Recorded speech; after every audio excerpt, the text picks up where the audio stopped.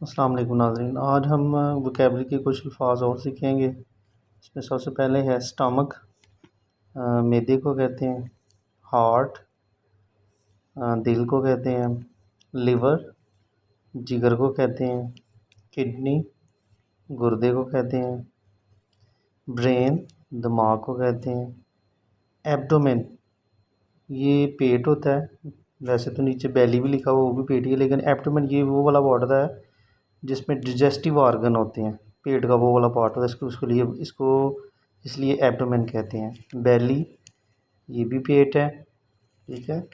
Chest है, ये सीने को कहते हैं। छाती भी होती है, खैर ये तो ये जिस्म के मुख्तलिफ पार्ट्स की थोड़ी सी बेसिक वोकैबलरी है। अगर वीडियो अच्छी लगे तो लाइक करें, शेयर करें, सब्सक्राइब करें और बेल आइकन को प्रेस करें और अपनी कीमती राय से आगाह करें। शुक्रिया।